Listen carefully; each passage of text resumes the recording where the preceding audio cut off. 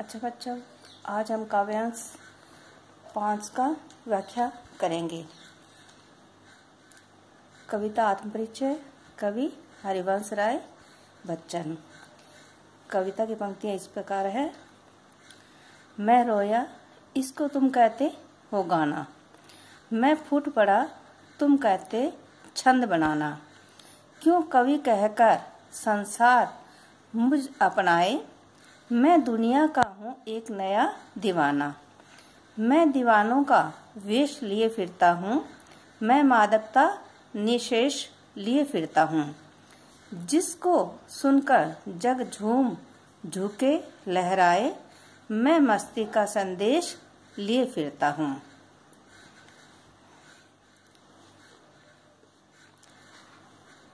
इसकी व्याख्या करेंगे।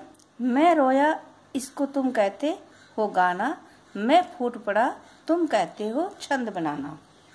शब्दार्थ: फूट पड़ा, बहुत आवेग में रोना।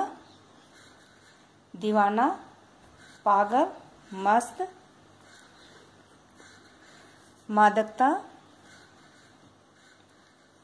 मस्ती, नशा। निशेष, संपूर्ण, जो शेष न हो। कविता के अंश में कवि जो अपने रचना क्रम की व्याख्या करते हुए जो बच्चन जी है वो कहते हैं कि लोग जिसे मेरा गाना समझते हैं वह मेरा रुदन है। आत्मा का अंतर्नाद ही वास्तव में कविता का छंद बनकर फूट पड़ा है।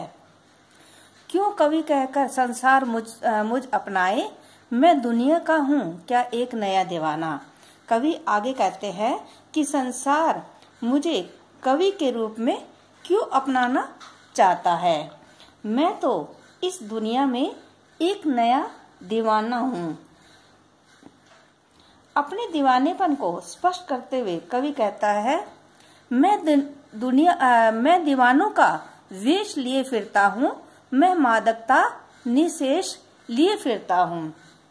कवि कहता है कि मैं दीवानों का वेश लिए इधर उधर घूम रहा हूँ। कवि का यह दीवाना व्यक्तित्व संपूर्ण मादकता अर्थात निशेष मादकता का धारक है। जिसको सुनकर जग झूम झुके लहराए, मैं मस्ती का संदेश लिए फिरता हूँ।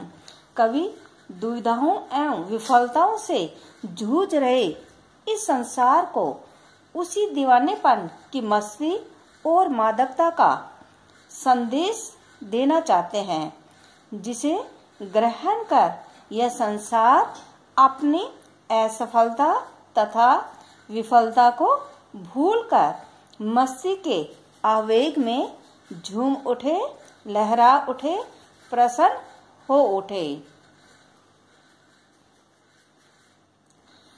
इन पंक्तियों का भाव यह है कि कवि है वो कहता है कि संसार है मुझे कवि के रूप में न अपनाकर दीवाने के रूप में अपनाए। यानी मैं तो एक मस्त दीवाना हूँ और इसी दीवानों के वेश में मैं घूमता फिरता रहता हूँ।